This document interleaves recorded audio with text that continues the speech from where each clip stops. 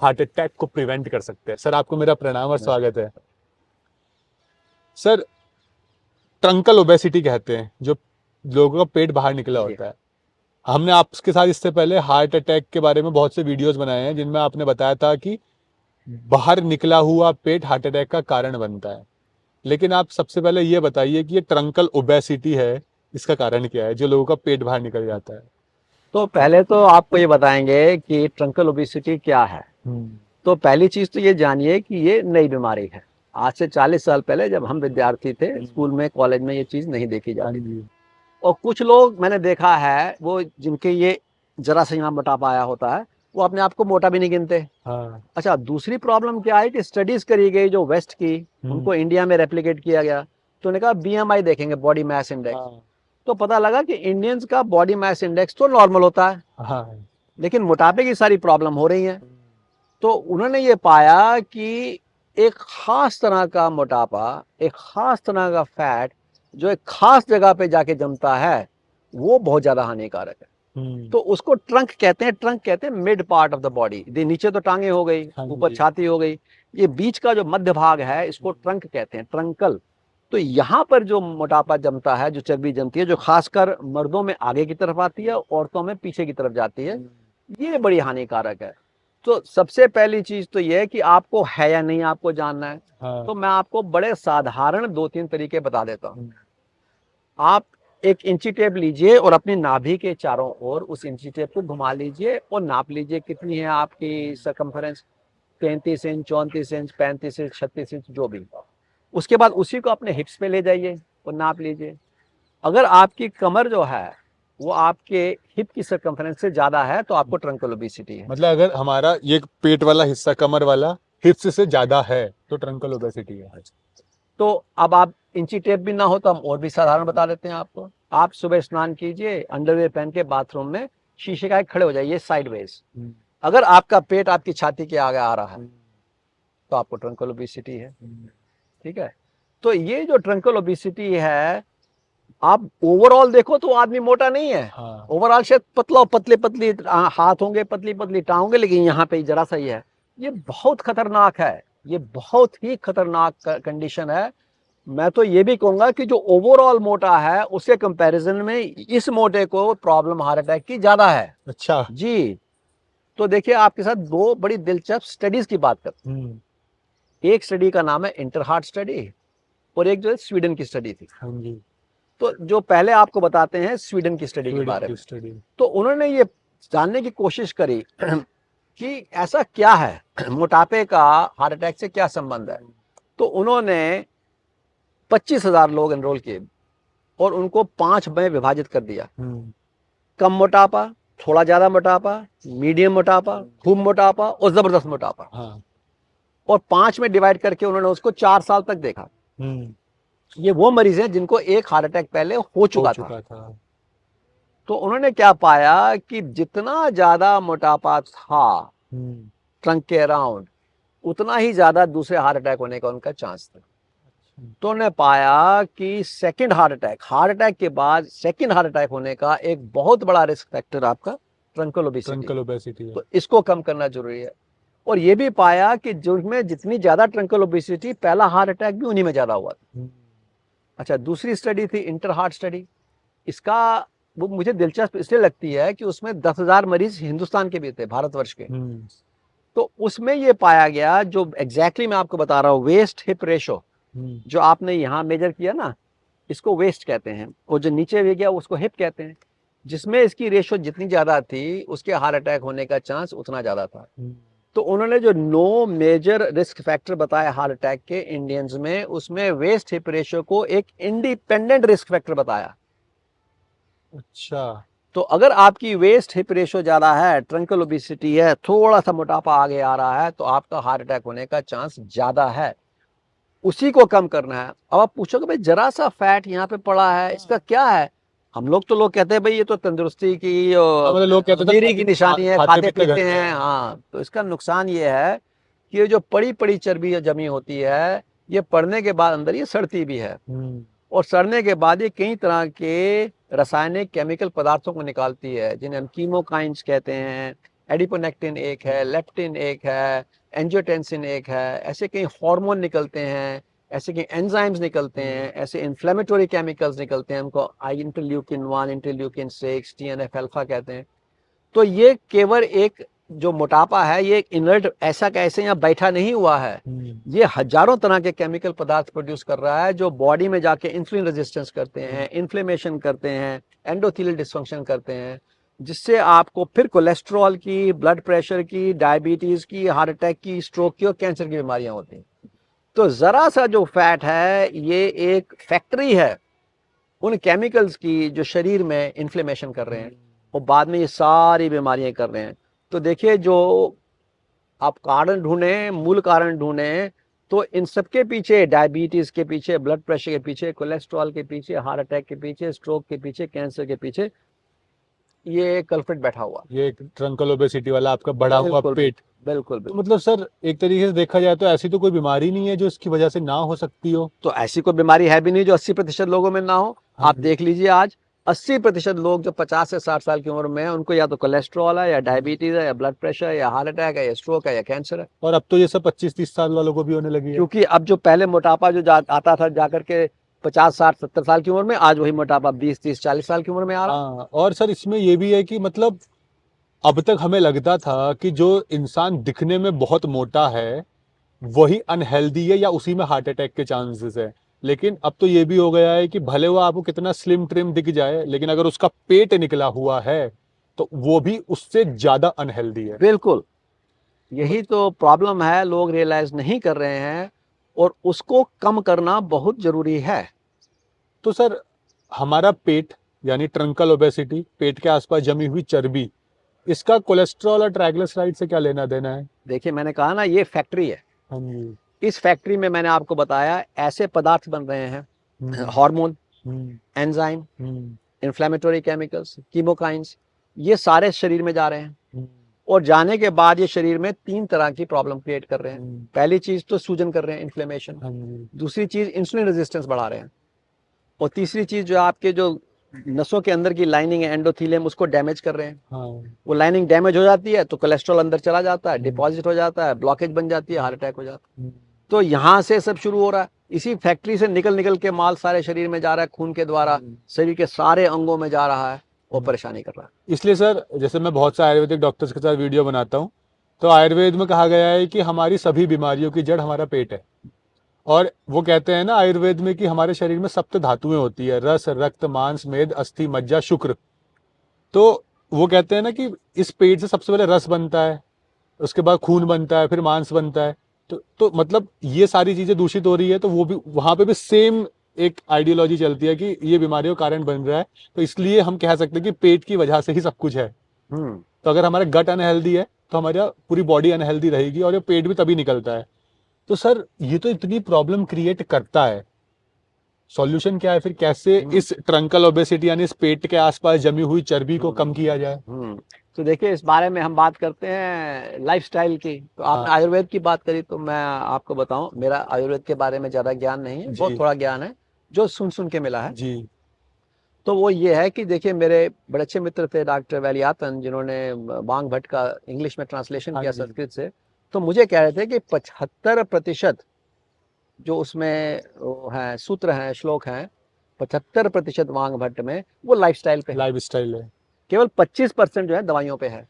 तो देखिए पुराना जितना शास्त्र था हमारे, उसमें 75% लाइफस्टाइल थी और 25% मेडिसिन थी। आजकल क्या है, 99% मेडिसिन है, 1% 1% लाइफ लाइफस्टाइल। स्टाइल है।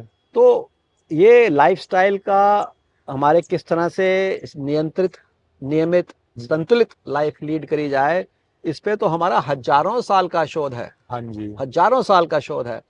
और उसी को आजकल हम वेस्टर्न रूप में लाइफस्टाइल मेडिसिन के रूप में ला रहे हैं। तो सर मैं आपसे जानना चाहूंगा, अगर कोई इंसान है और उसका पेट बाहर निकला हुआ है, यहाँ पे चर्बी जमी हुई है, वो क्या लाइफ स्टाइल फॉलो करे, कौन सी डाइट फॉलो करे जिससे वो कम हो जाए? तो 2 बातें समझना जरूरी है।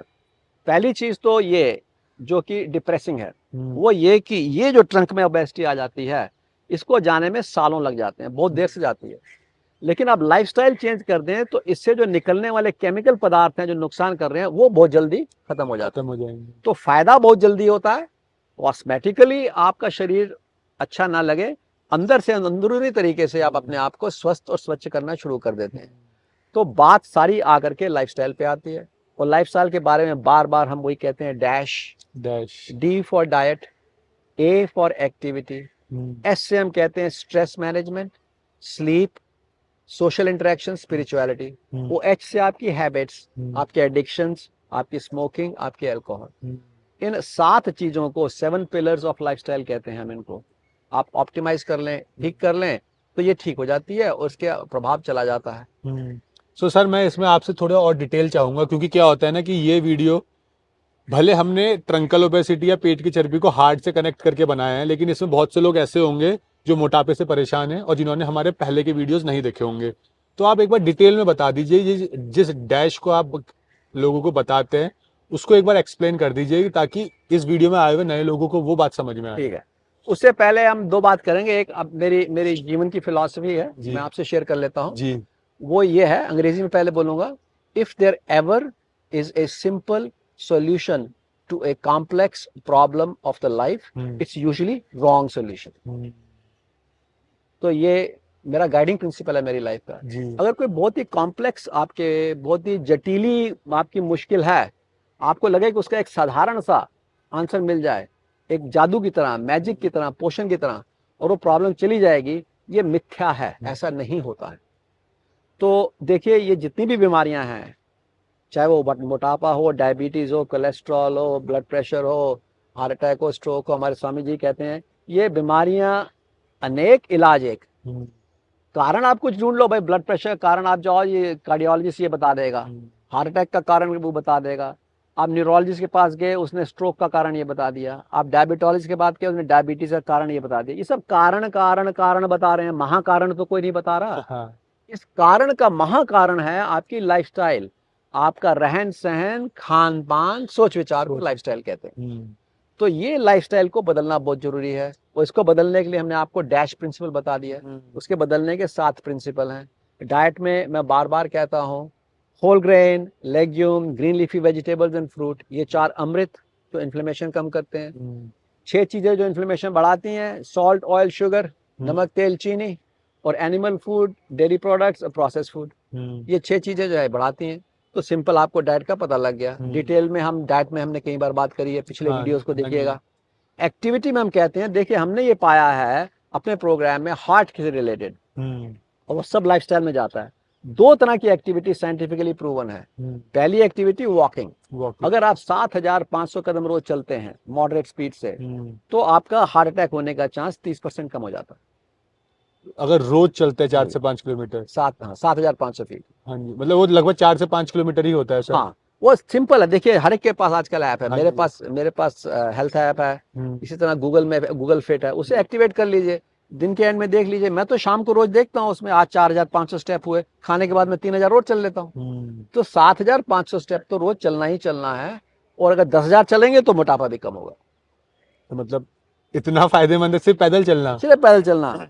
लेकिन सर दूसरी एक्टिविटी योग। तो अगर आप योग, मेडिटेशन, प्राणायाम 45 मिनट कर रहे हैं रोज, और आप 7500 स्टेप चल रहे हैं, फिर आपको न तो जिम जाना है, न ट्रेनर लेना है, कोई नहीं लेना, सारे मोटापे ठीक हो जाएंगे। मैं तो और कुछ नहीं करता, इसलिए आप फिट हैं। ठीक है, जैसे हैं, ईश्वर की कृपा है। लेकिन सर इसमें एक चीज और करना चाहूंगा, मैंने बहुत से डॉक्टर्स को ऐसा बोलते हुए देखा है कि पैदल चलना या रनिंग करना आपको और बीमार कर सकता है, आपके घुटनों के लिए, पैरों के लिए अच्छा नहीं है। इससे ज्यादा गलत बात और कोई नहीं हो सकती। और ये मेरे को खुद एक महाराष्ट्र के बहुत बड़े डॉक्टर ने बोली थी, कह रहे हम इस पे आपके साथ वीडियो बनाएंगे कि पैदल चलने की वजह से आपके घुटने खराब हो सकते हैं। देखिए आज से 2016 की बात बता रहा हूँ। 2016 को मैं किलिमंजारो गया था क्लाइंब करने। तो वहां जब कर रहा तो मैंने देखा कि मेरी लेफ्ट नी में पेन शुरू हुआ। तो मेरे साथ मेरे मित्र थे, वो बोले भाई मेरे वाइफ के भी होता था, बहुत बढ़ता गया, उसने नी ट्रांसप्लांट करा लिया, अब ठीक है, ये आर्थराइटिस है तुम्हारी नी में, बढ़ती जा रही है, और खासकर इंक्लाइन पे ज्यादा होती है। तो पहाड़ की चढ़ाई है किलिमंजारो की, उस पे हो रहा था। तो मैंने कहा ठीक है भाई, देखेंगे आकर के। ना तो मैंने MRI कराया, ना मैंने डॉक्टर को दिखाया, ना किसी को दिखाया। योग करता हूँ, 7500 कदम चलता हूँ, साइकिलिंग करता हूँ, अब तो ना दर्द है ना कुछ है। मेरा घुटना आज 2024 हो गया है, 8 साल बाद 2016 से बेटर है। मैं हर अपने मरीज को जिसको दर्द है जोड़ में कहता हूँ, जितना जोड़ में दर्द हो उतना और चलो। जो जिस भी जोड़ को, अरे मेरी सिंपल सी बात है, जहां पे भी जॉइंट हो, आपके पास गाड़ी हो, साइकिल हो, मशीन हो, देख लो, जिस जॉइंट को आपने हिलाना बंद कर दिया उसी में जंग लग गया। हाँ। तो ये जोड़ अलग क्यों है? इसको भी आप हिलाएंगे नहीं, इसमें भी जंग लग जाएगा। तो ये बिल्कुल गलत बात है। खूब चलना चाहिए, खूब योग करना चाहिए, खूब एक्टिव रहना चाहिए। सर आजकल जिम का ट्रेंड बहुत ज्यादा है और जो लोग योगा भी कर रहे हैं वो भी अपनी बॉडी को हेल्दी रखने के लिए प्रोटीन सप्लीमेंट्स और फैट गेनर ले रहे हैं। तो क्या ये प्रोटीन सप्लीमेंट और फैट गेनर एक्सटर्नली जो आर्टिफिशियल तरीके से बने हुए हैं वो क्या हमारे हार्ट को हार्म कर सकते हैं और मोटापे को बढ़ा सकते हैं? जैसा मैंने आपसे पहले कहा, लाइफस्टाइल एक कॉम्प्लेक्स प्रॉब्लम है। जहां सिंपल सॉल्यूशन ढूंढेंगे गिर जाएंगे। मैंने कहा ना, if there ever is a simple solution to a complex problem in life, it's usually a wrong solution. तो आप ये सप्लीमेंट खा करके आप उसको पूरा कर लेंगे, नहीं। पूरी होलिस्टिक अप्रोच आपको पूरी लाइफ के बारे में लेनी है। ऐसा नहीं होता है। अब देखिए, आप जिम की बात करते हैं, जहां तक लाइफस्टाइल डिसऑर्डर्स का संबंध है, blood pressure, diabetes, cholesterol, heart attack, stroke, देखिए कंप्लीट पैकेज जो एक्सरसाइज है वो केवल योग है। एक्सरसाइज के 4 मूल कारण होते हैं, जो मूल बेनिफिट्स होते हैं। वो क्या है? एक तो एरोबिक एक्टिविटी, जो आपकी क्या करती है, कार्डियो रेस्पिरेटरी फिटनेस बढ़ाती है। दूसरी जो है आपकी फ्लेक्सिबिलिटी, ठीक है। तीसरी आपकी स्ट्रेंथ, और चौथी आपकी बैलेंस। ये 4 चीजें हैं जिसका कि पूरे शरीर में इफेक्ट है। बैलेंस खराब होगा, गिरेंगे, हड्डी टूट जाएगी। फ्लेक्सिबिलिटी नहीं होगी तो एक्स एंड पेन्स होंगे। स्ट्रेंथ आपको मालूम है नहीं होगी तो दिक्कत होगी। कार्डियो रेस्पिरेटरी फिटनेस नहीं होगी तो आपको इस सारी लाइफस्टाइल डिसऑर्डर्स होंगी। ये चारों बेनिफिट जो हैं आपको एक्टिविटी के, दुनिया का कोई जिम नहीं दे सकता। आप जिम में 3-4 घंटे रोज लगा दो तो शायद आपको मिल जाए चारों मिल करके। मुझे नहीं लगता कि जिम में ऐसा कोई इंस्ट्रक्टर है जो cardio respiratory fitness, strength training, balance and flexibility, चारों पे एक साथ एक प्रोग्राम करता है। भाई उसको ईश्वर ने ऑलरेडी बना के भेजा है ऊपर से योग हमारे लिए। तो जब योग करेंगे तो आपको चारों मिल रहे हैं। सो योग is a complete exercise, complete physical, mental, प्राणा, इंटेलेक्चुअल, साइकोलॉजिकल एंड आनंद के लिए। मतलब सारे कोशों में आपके ओवरऑल वेलनेस का के लिए योग सबसे बेस्ट है। सबसे बेस्ट। सर एक लास्ट में चीज बताइए कि एक इंसान को आइडियली कितनी देर तक एक्सरसाइज या योगा करना चाहिए? देखिए, एक मैं आपको बता दूं, जो वॉकिंग और एक्सरसाइज का है उसके लिए एक और चीज आपको मैं नई चीज बताता हूं, शायद आपने ना सुनी हो। बड़ी नीट चीज है, उसे नीट कहते हैं। नीट? हाँ, NEAT is non exercise active thermogenesis. आप में से जो अंग्रेजी जानते हैं वो इसको गूगल कर लें। तो बड़ा आसान तरीका है अपने 7500 स्टेप करने का। तो नीट क्या, अभी देखिए, अब यहाँ से हमने कहाँ स्कूटर पार्क किया, यहाँ से चल के आए गंगा किनारे, ये नीट है।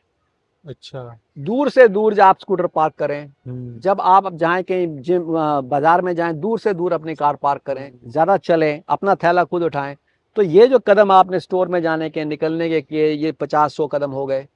उसके बाद घर में आप जीना चढ़ें। उसके बाद जो है हो, जहाँ स्कूटर से जा सकते हैं वहाँ साइकिल से जाएं, जहाँ साइकिल से जा सकते हैं वहाँ पैदल जाएं।